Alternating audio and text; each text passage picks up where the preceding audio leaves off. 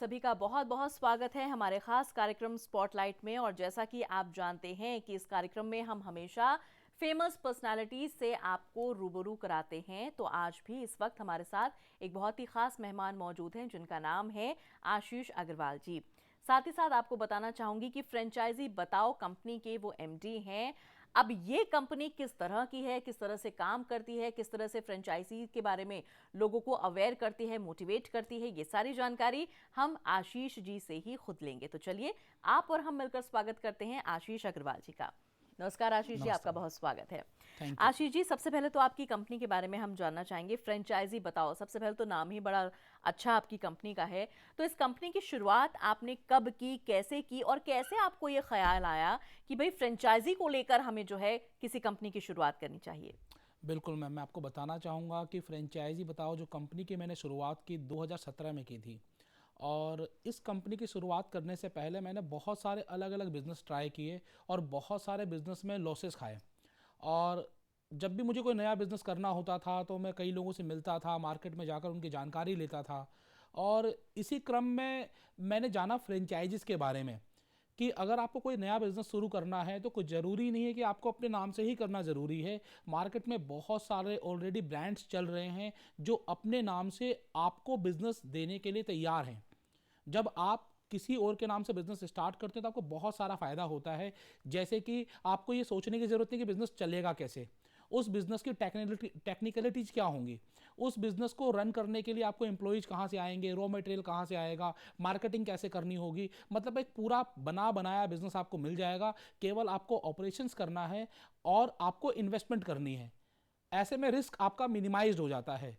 तो जब मैंने जाना फ्रेंचाइजीज़ के बारे में तो मैंने इसके बारे में और अध्ययन करना शुरू किया और जानकारी लेनी शुरू की। और उसके बाद पूरी जानकारी लेने के बाद 2017 में मैंने फ्रेंचाइजी बताओ इस कंपनी की शुरुआत की। जैसे कि नाम में ही है फ्रेंचाइजी और बताओ, लोगों को अगर कोई नया बिजनेस शुरू करना है तो फ्रेंचाइजी बताओ पर आकर नए नए बिजनेस और फ्रेंचाइजीज की जानकारी ले सकते हैं, जहां पर कि हम उनको अलग अलग कैटेगरीज की जानकारी देंगे। अगर आपको खाने पीने से रिलेटेड बिजनेस शुरू करना है तो उसकी मिलेगी, कपड़ों से रिलेटेड शुरू करना है तो उसके बारे में जानकारी मिलेगी, एजुकेशन से रिलेटेड, मेडिकल से रिलेटेड, सर्विसेज से रिलेटेड, हर तरीके का बिजनेस कम से कम इन्वेस्टमेंट में, और जितनी इन्वेस्टमेंट में आप चाहेंगे वैसा इन्वेस्टमेंट आपको फ्रेंचाइजी बताओ पर देखने और जानने को मिलेगा।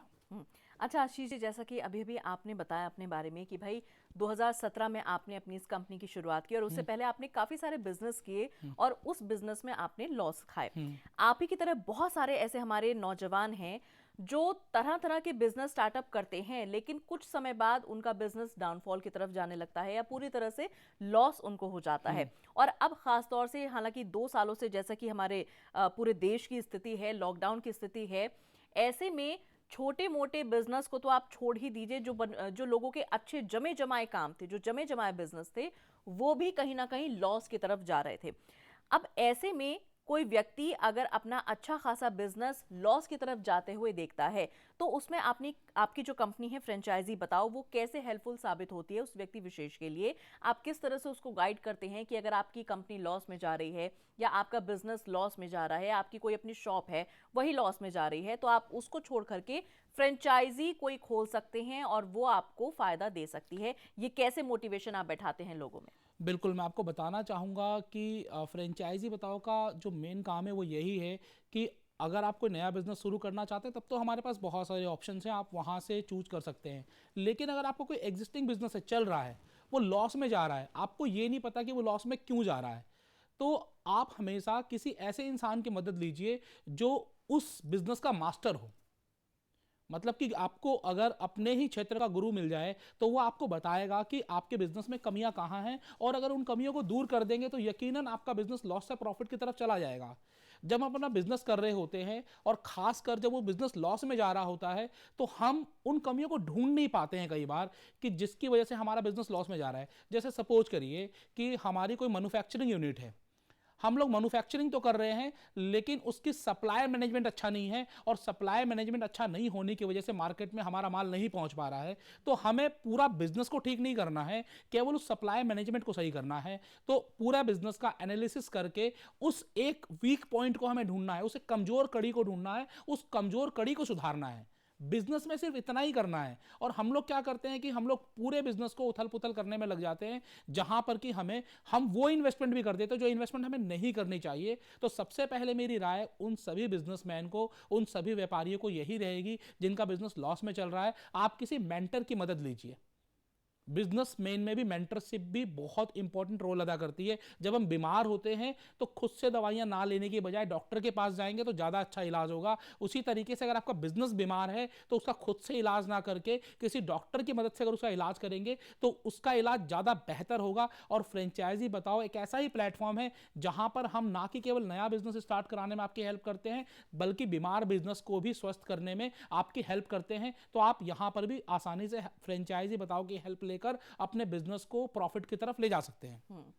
चलिए देखिए दर्शकों, तो ये जो इनकी कंपनी है फ्रेंचाइजी बताओ, ये बहुत ही अच्छी तरह का प्लेटफॉर्म है। अगर आप बिजनेस का स्टार्टअप करना चाहते हैं या ऑलरेडी आपको अपने जमे जमाए बिजनेस में लॉस हो गया है, आप उसको सुधारना चाहते हैं, किसी तरह की कोई फ्रेंचाइजी अगर आप खोलना चाहते हैं तो आप इस कंपनी की मदद ले सकते हैं। कैसे आपको कांटेक्ट करना होगा, नंबर और डिटेल आप सभी अपने स्क्रीन पर देख रहे हैं, हमने शेयर कर रखी है।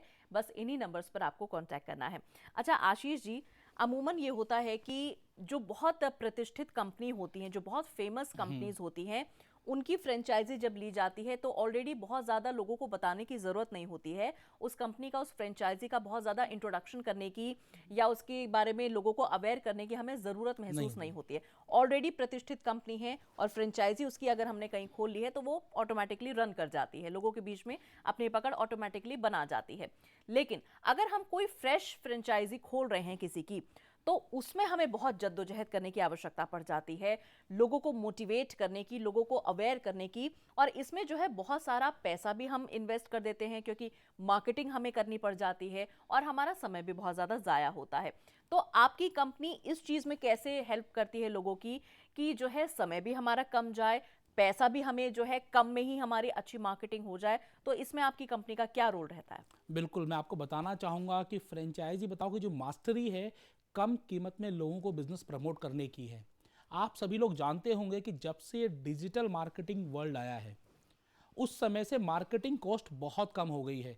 जितना पैसा हम लोग टीवी, रेडियो, न्यूज़पेपर में खर्च करते थे, उससे कम खर्च में हम लोग ऑनलाइन मार्केटिंग करके अपने बिजनेस को प्रमोट कर सकते हैं। और फ्रेंचाइजी बताओ कि जो प्रेजेंस है आज के दिन ऑनलाइन इंडिया में नंबर 1 पर है। अगर हम फ्रेंचाइजिंग की बात करें तो हम आपके बिजनेस को, जो भी नया बिजनेस भी है, अगर आपके बिजनेस में वो क्वालिटी है कि आपके बिजनेस की फ्रेंचाइजिंग की जा सके और आप फ्रेंचाइजिंग के सारे मापदंड पर खरे उतरते हैं, तो हम आपके बिजनेस को प्रमोट करते हैं ऑनलाइन इन्फ्लुएंसर की मदद से।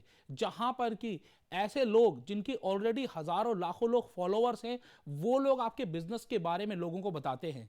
और बहुत ही कम इन्वेस्टमेंट में, आप सोच भी नहीं पाएंगे कि किस इन्वेस्टमेंट में आपकी बिजनेस की प्रमोशन हो गई, आसानी से लोग आपके बिजनेस के बारे में जान गए।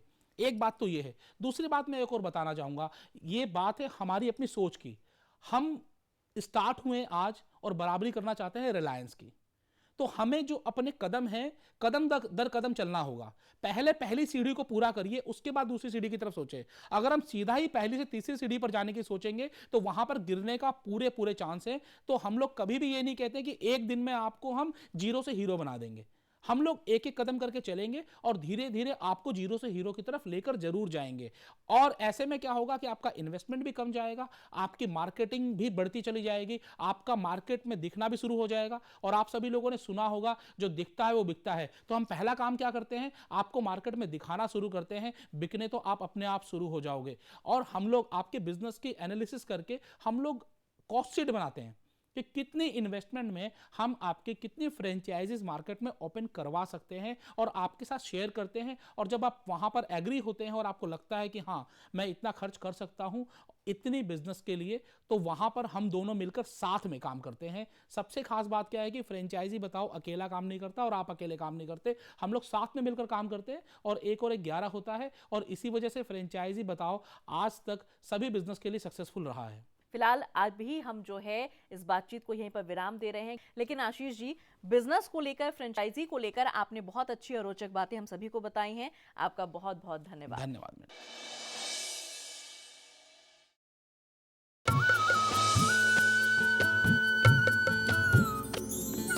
सर्वधर्म संगम, धर्म के सच्चे प्रहरी।